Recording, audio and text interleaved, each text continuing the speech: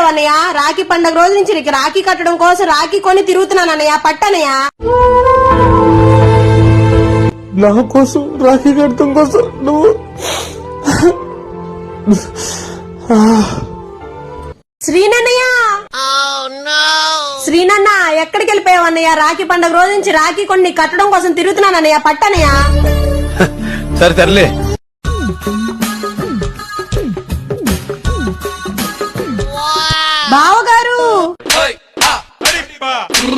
బావగారు మీకోసం రాఖీ కొని మీకు కట్టడం కోసం ఎన్ని రోజుల నుంచి తిరుగుతున్నాను.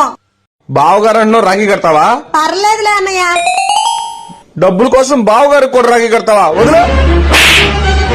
ఎవరిదే బావగారు అంటుంది, మరి రాఖీ కడతానంటుంది. యాడ దొరికిన సంతరిదే?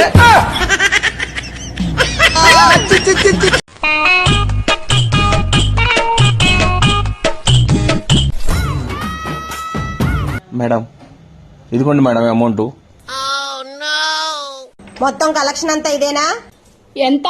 ఏంటి బాగా బరువు తక్కువగా ఉందేంటి? రా దుర్గా బారు మేడం 2 లక్షలు. 4 లక్షలు వచ్చే కౌంటర్ 2 లక్షలు రావటం ఏంటి?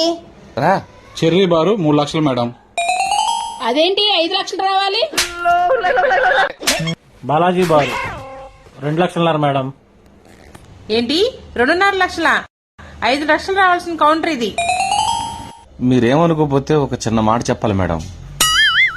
జనం అడుగుతున్నారు మేడం, మీరు మనుషులేనా మేడం? 9, 10, 11 మన బారు బేరం ఉండే టైం మేడం. ఆ టైంలో రాఖీ పండుగని మీరు రాఖీలు కట్టేసి డబ్బులన్నీ మీరే కొట్టేసి సేల్స్ లేదంటే ఎక్కడి నుంచి వస్తుంది మేడం?